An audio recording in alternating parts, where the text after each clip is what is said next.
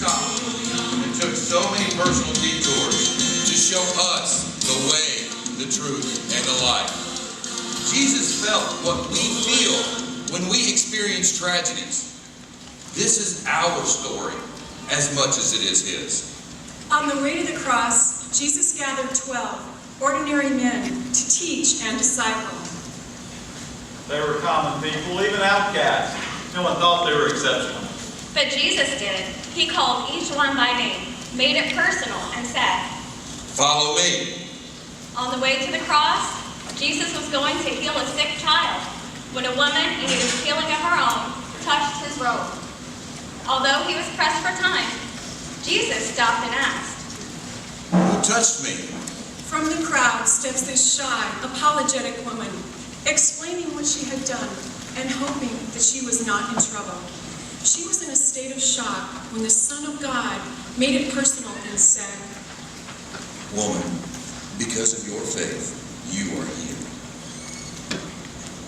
On the way to the cross, Jesus went out of his way to comfort the mourning family and friends of Lazarus. Feeling their pain, Jesus wept also. The compassion he showed was astounding. But it didn't stop there. He called for him. "Lazarus, come out!" and Lazarus did just that, walked out of the tomb, alive and well. Jesus called him by name. You cannot get any more personal than that. Just think of this. If he had just said, "Come out," a legion of dead people could have risen from the grave. Not only did Jesus have the power to raise the dead, he had the power to make a personal connection.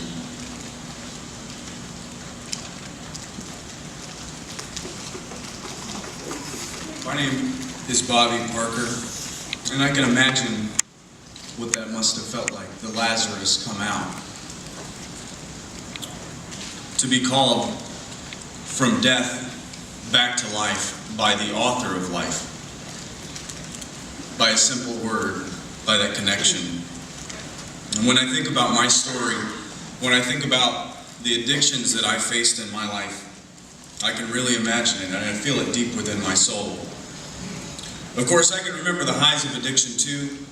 Otherwise, how else would any addict get started? You certainly wouldn't start out at the bottom. You certainly wouldn't start out dead inside. Wouldn't be much fun, would it? You wouldn't start out dead in so many aspects of your life, but that's where it ended up. Drugs became life to me after a long love affair with the high. So many different types of drugs, so many different types of interactions, so many different scenarios, but at the end of it all, cocaine ended up being the heart. Cocaine ended up being the end all, the one that I truly fell in love with.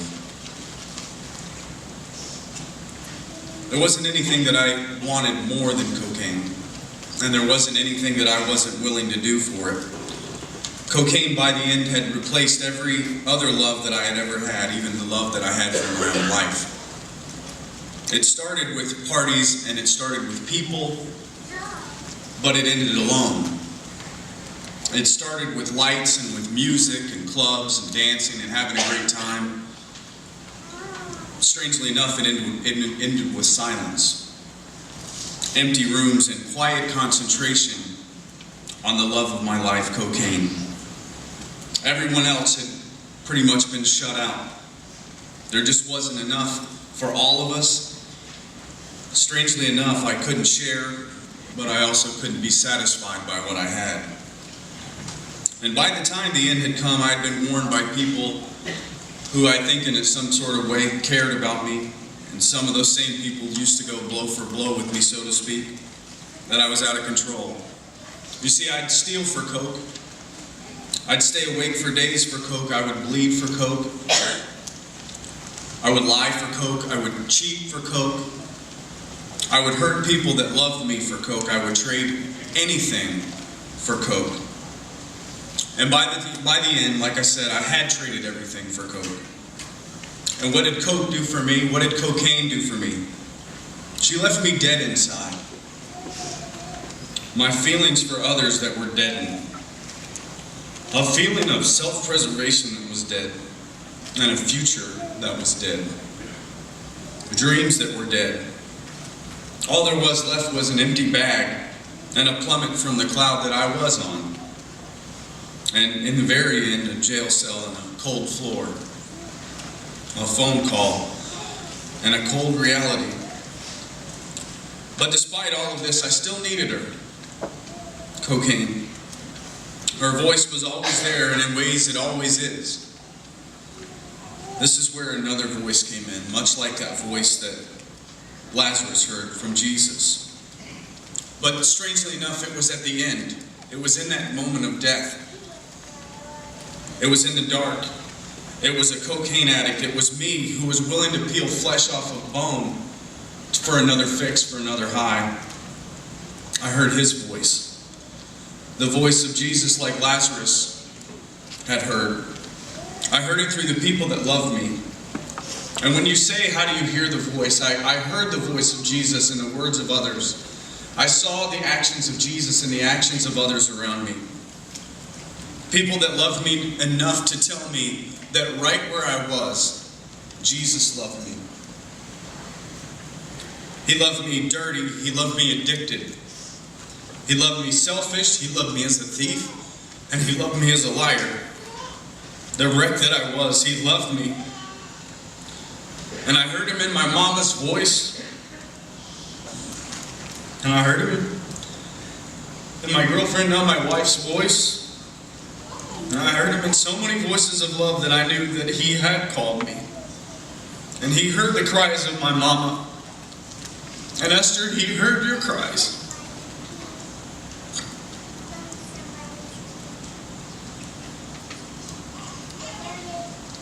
He'd even heard the cries of my grandmother's tears at the counter at her kitchen table in Bradenton, Florida. And just like with the family of Lazarus, Jesus came and he comforted, he answered those prayers. And he has caused my life to be changed by his call, to start new, like Lazarus, from death to life because of what he did on the cross.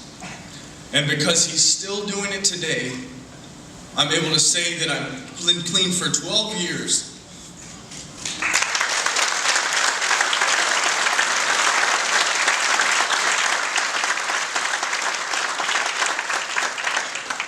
You see, it doesn't take being perfect, it doesn't take being fixed to be touched by the voice, by the call of God, to be called back from death to life.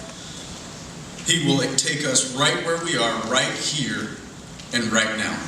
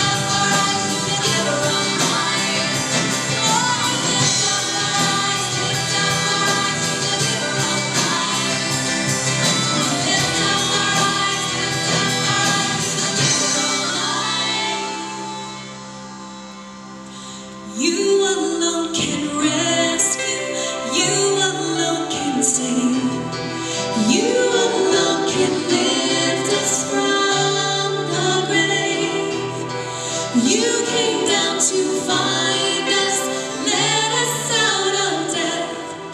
To you alone belongs the highest praise. To you alone belongs the highest praise. To you alone belongs the highest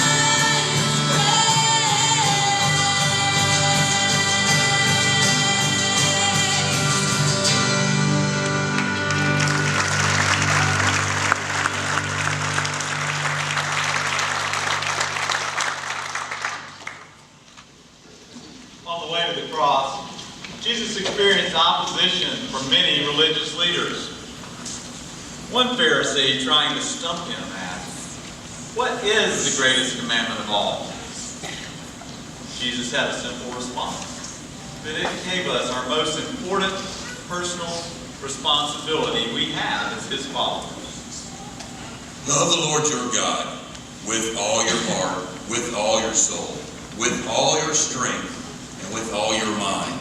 And love your neighbor as yourself. On the way to the cross, Jesus was cornered in the garden by one of his disciples. For just 30 silver coins, Judas betrayed the Son of God with a kiss on the cheek. Yet Jesus still called him friend. Jesus made it personal, offering forgiveness rather than judgment. The guards surrounded him, and the long night began. On the way to the cross, Jesus was arrested, whipped, beaten, even spit upon. He listened as the world around him threw insults at his majestic claim. The angry mob made it very personal.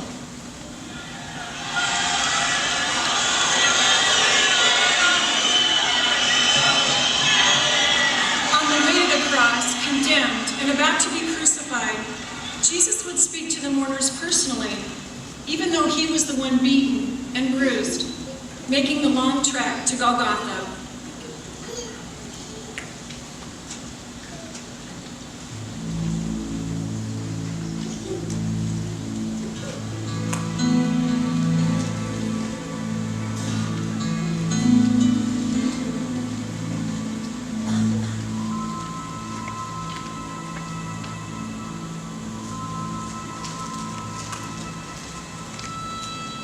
When we came to Jerusalem for Passover, I brought this with me.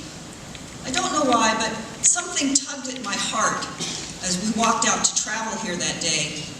Something told me that this cloth would comfort me. So I ran back inside and opened the basket where it lay hidden. I tucked it up under my clothing next to my heart so I wouldn't lose it.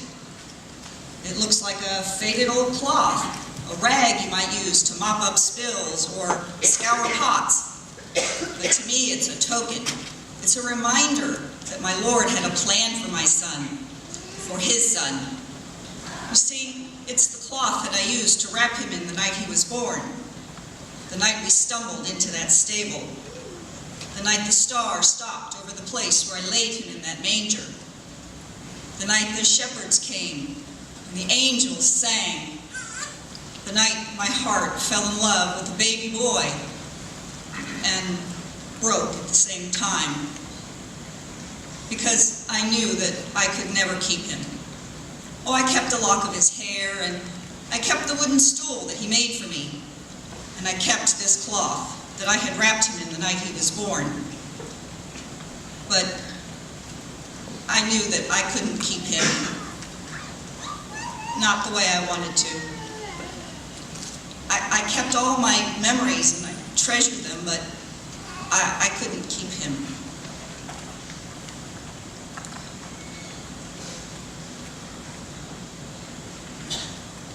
My son will die today. They'll kill him on a cross. All these years, I was afraid I would lose him. All these years, I was afraid of what must come.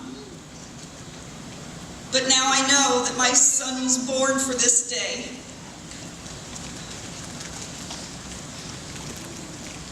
Oh, my son, heart of my heart, flesh of my flesh.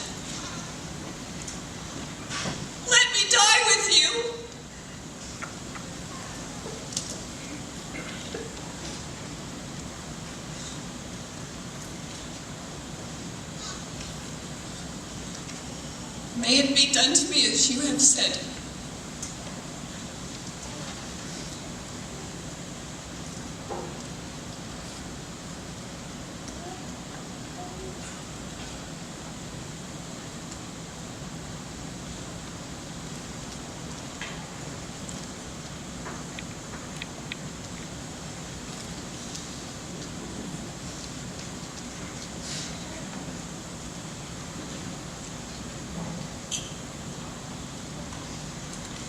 My name is Stephany Barrett, and this is my story.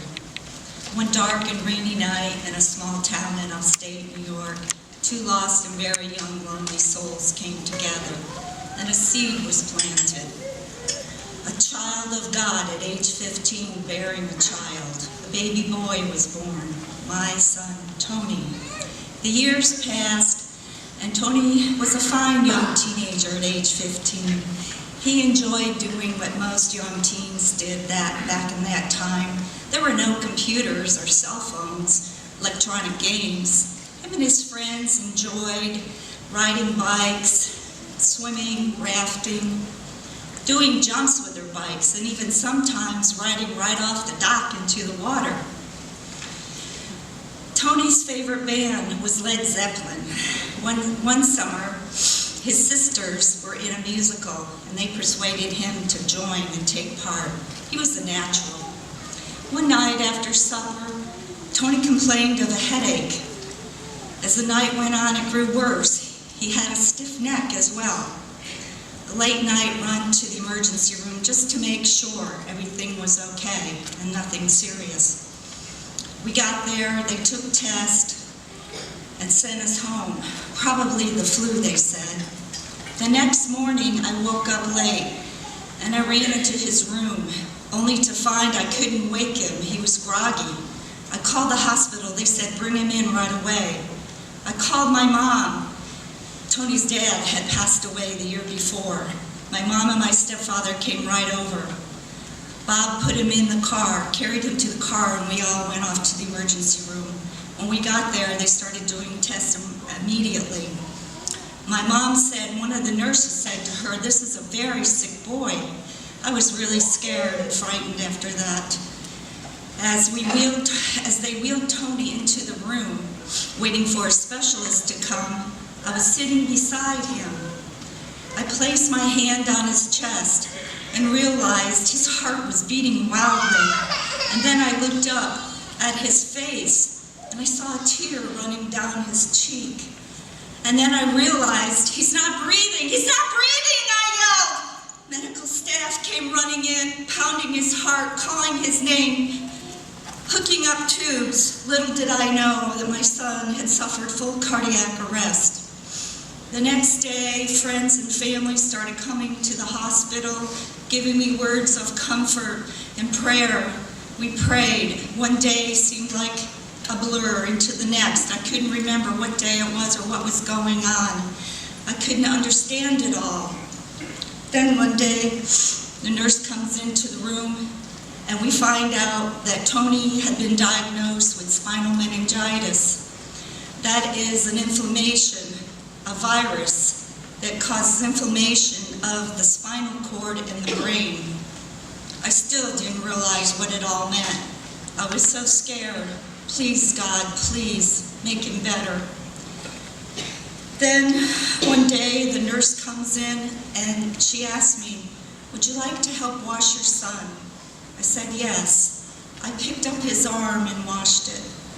And I picked up his leg and washed it. He looked so healthy, so strong. He just looked like he was peacefully sleeping. And then as I gazed out the window in his room, I saw balloons rising, red, yellow, blue. It was a fine day for the Hot Air Balloon Festival in upstate New York in the Adirondacks. It was Tony's 16th birthday. The next day, I walked into his room, and I looked at the chart hanging there at the end of the bed. It said, condition, grave. My heart sunk. Please, God, please let him live. Then the very next day, I walked into his room. His face was ashen and white. It was then that I knew he had left his earthly body to be with Jesus. How could this happen, Lord? How could you let this happen? I was so heartbroken, angry, sad. The years passed, 14 years had passed, as I partied and danced with the devil. And then one day I got the call. I'd heard about the calling before. It was such a strong feeling. It was all-consuming. The Lord was calling me back, and I knew then I wanted back into the fold. Don't ever give up on the Lord. Embrace him. He will be there to help you and comfort you through no matter what you go through in life.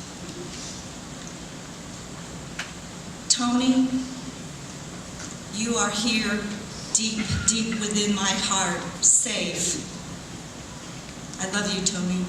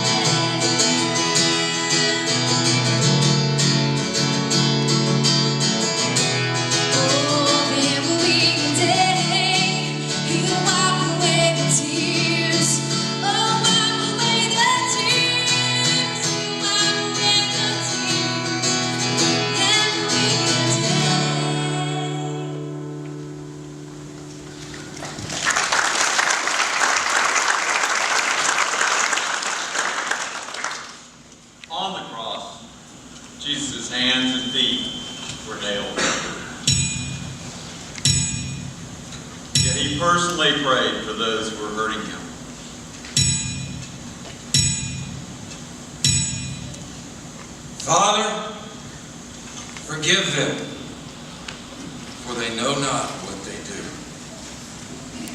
On the cross, Jesus hung between two condemned thieves and suffered for 6 hours until he finally died. The perfect person, the perfect sacrifice. The cross seemed like a personal victory to those who opposed Jesus. The cross seemed a personal tragedy for those who loved Jesus. After the cross, Jesus' body was laid in a tomb, but the grave could not hold him.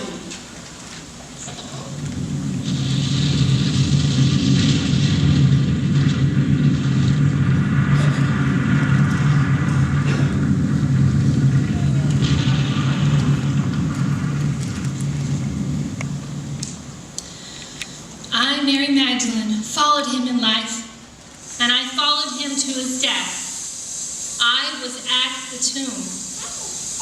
I can tell you what it was like to wake up in the morning after his death, having had no sleep the night before, haunted by the image of his torn and bleeding body,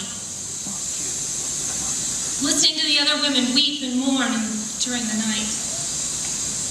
But when the Sabbath was over, we could finally do something. We awoke in the morning before dawn, the better to avoid the Roman patrols. But as we were on the way to the cave, I realized we had planned badly. We had forgotten about the stone, the giant stone, a millstone. How were we going to roll it away? But when we got to the tomb, we stopped short, because the stone was already rolled away. But why would the tomb be open? Who would have any business with the body of Jesus except us? I had a terrible sense of foreboding. Had the Romans defiled his death the